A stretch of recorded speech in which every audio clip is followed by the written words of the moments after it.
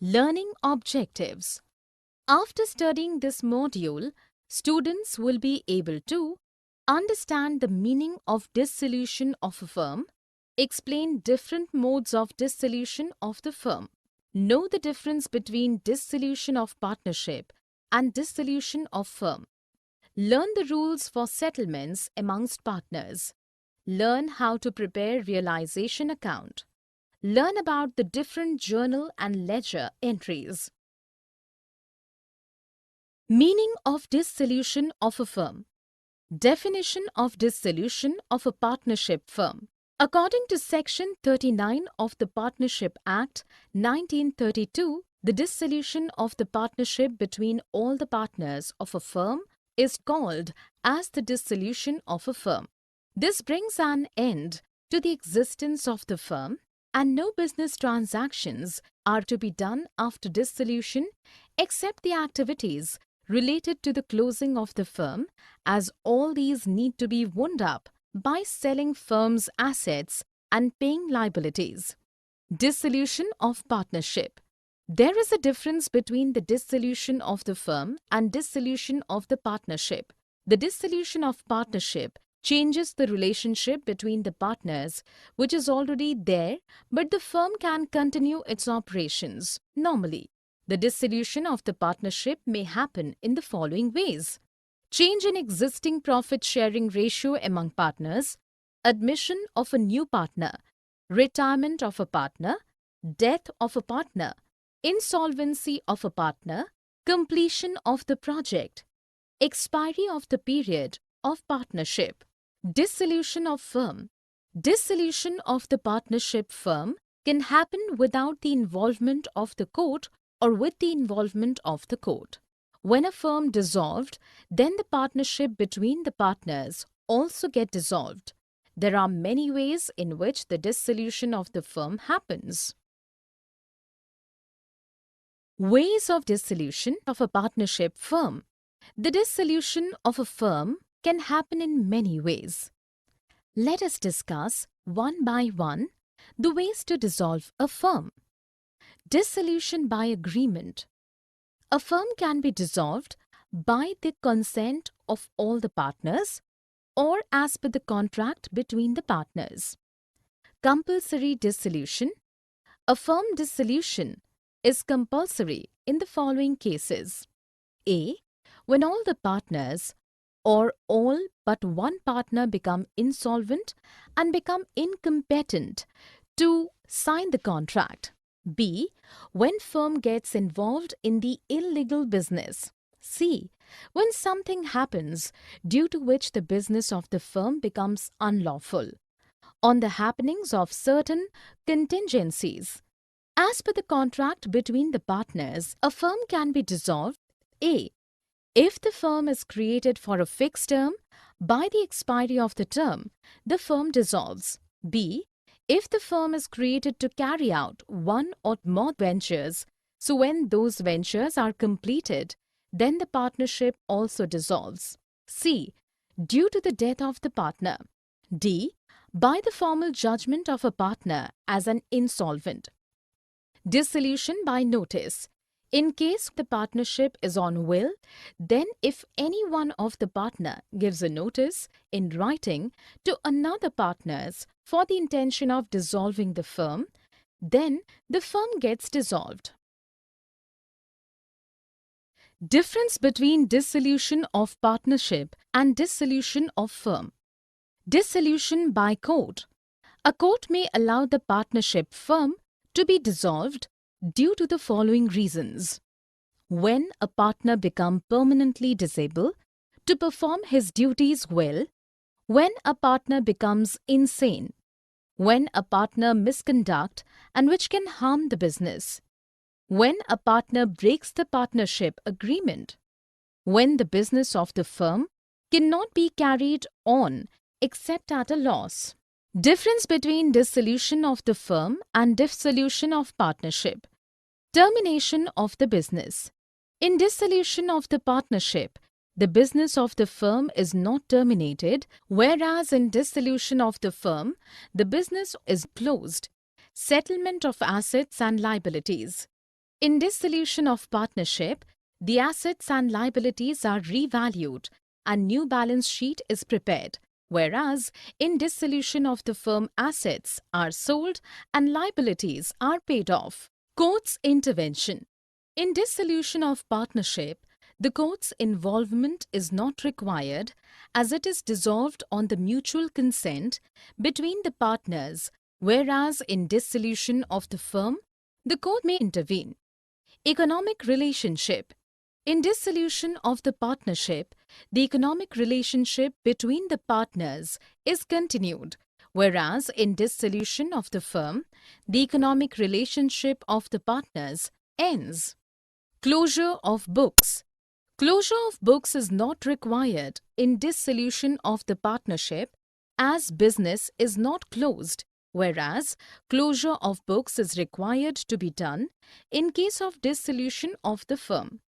Other dissolution. The dissolution of the partnership may or may not involve the dissolution of the firm, whereas the dissolution of the business means end of partnership. Settlement of accounts 1.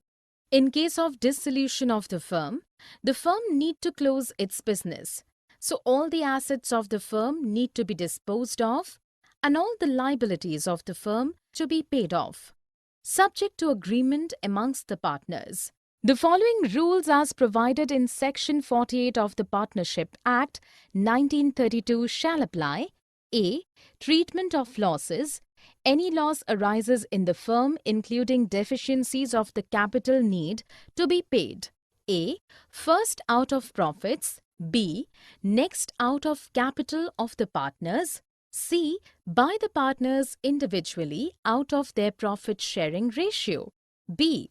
Application of assets. The assets of the firm, including the sum contributed by the partners to make up deficiencies of capital, shall be applied in the following manner and order: in paying the debts of the firm to the third parties, in paying each partner proportionately what is due to him or her from the firm for advances, in paying to each partner proportionately what is due to him on account of capital. The residue should be divided among the partners in their profit-sharing ratio. So the amount realized from assets along with contribution from partners needs to be used first for paying off the liabilities that are outside the firm. For the paying off loans, creditors, the balance should be used to pay off advances made by the partners to the firm, and if any surplus is there, that amount should be used for settlements of the capital account balances. Settlement of accounts 2. Private debts and firm debts. The following rules as mentioned in Section 49 will be applicable when the debts of the firm and private debt of a partner coexist. First, the payment of debts of the firm is to be done out of property of the firm. Then, if any surplus is left, then it will be divided among all partners as per their claim that can be used for payment of their private liabilities. The private debts will be settled first out of the private property of any partner, and if any surplus is left, that will be utilized for payment of firm's debts in case the firm's liabilities are more than the firm's assets. It is to be noted that the private property of the partner does not include the personal property of his wife and children. So, if the assets of the firm are not sufficient to pay off firm's liabilities, the partners have to contribute out of their net private assets, which is private assets, private liabilities. Accounting treatment. When the firm is dissolved, then all the books related to accounts needs to be closed and profit and loss of after realization of assets and clearing of liabilities needs to be calculated. We have learned earlier also that a realization account is to be prepared to find out net profit or loss after realization of assets and clearing liabilities, which is to be shared by the partners in their profit-sharing ratio. Journal entries in case of dissolution of firm 1. Journal entries. We need to do the following journal entries in case of dissolution of the firm. For transfer of assets, all asset accounts excluding cash, bank and the fictitious assets need to be closed by transfer to the debit side of realization account at the book value. Sundry debtors is transferred at gross value and the provision for doubtful debts is transferred to the credit side of realization account with liabilities. The same thing will apply to fixed assets if provision for depreciation account is maintained. For transfer of liabilities, all the accounts related to external liabilities, including provisions, if any, are closed by transferring them to the credit of realization account. For sale of assets, the journal entry for the sale of assets would be for an asset taken over by a partner. When any asset is taken over by the partner, entry would be for payment of liabilities, the entry will be for a liability which a partner takes responsibility to discharge. If a partner takes up the responsibility to discharge a liability, then the entry will be for settlement with the creditor through transfer of assets. When a creditor accepts an asset in full and final settlement of his account, journal entry needs to be recorded. Journal entries in case of dissolution of firm 2. When a creditor accepts an asset whose value is more than the amount due to him, he or she will pay cash to the firm for the difference for which the entry will be. For payment of realization expenses, when the expenses are incurred and paid by the firm in the realization of assets and payment of liabilities, the entry will be when realization expenses are paid by the partner on behalf of the firm, then the entry will be when a partner is ready to undertake the dissolution work for a decided remuneration, bear the realization expenses. If the payment of realization expenses is made by the firm, then the entry will be if partner himself bears the realization expenses, then no entry is required to be done in books of accounts. For decided remuneration to that partner, the entry will be for realization of any unrecorded assets like goodwill. The entry will be for settlement of any liability which is not recorded in the books of accounts. For transfer of profit or loss on realization. In case of profit, the entry will be. In case of loss, the entry will be for transfer of accumulated profits in the form of reserve fund or general reserve. Journal entries in case of dissolution of firm 3. For transfer of fictitious assets, if any, to partners' capital accounts in their profit-sharing ratio. For payment of loans due to partners, the entry would be done as follows. For settlement of partners' accounts, when we have to settle partners' accounts, then the entry would be the balance is paid to partners whose capital accounts show a credit balance and the following entry is recorded. Let us understand this with an example. Sita, Rita and Meeta are partners sharing profit and losses in ratio of 2:2:1. Their balance sheet as on March 31st, 2007 is as follows. They decide to dissolve the business. The following amounts were realized. Plant and machinery 4,250 rupees. Stock 3,500 rupees and debtors 750 rupees. Sita agreed to bear all realization expenses. For the service, Sita is paid 60 rupees. Actual expenses on realization amounted to 450 rupees.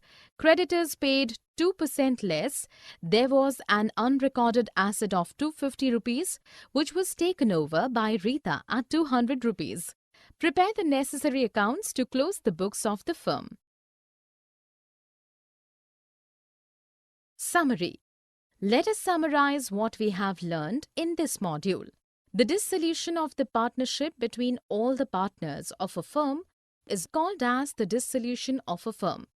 Dissolution of the partnership firm can happen without the involvement of the court or with the involvement of the court. A firm can be dissolved by the consent of all the partners or as per the contract between the partners. Dissolution happens when all the partners or all but one partner become insolvent and become incompetent to sign the contract. If the firm is created for a fixed term, by the expiry of the term, the firm dissolves. A court may allow the partnership firm to be dissolved due to many reasons. In dissolution of the partnership, the business of the firm is not terminated, whereas in dissolution of the firm, the business is terminated. In dissolution of the partnership, the court's involvement is not required as it is dissolved on the mutual consent between the partners, whereas in dissolution of the firm, the court may intervene. In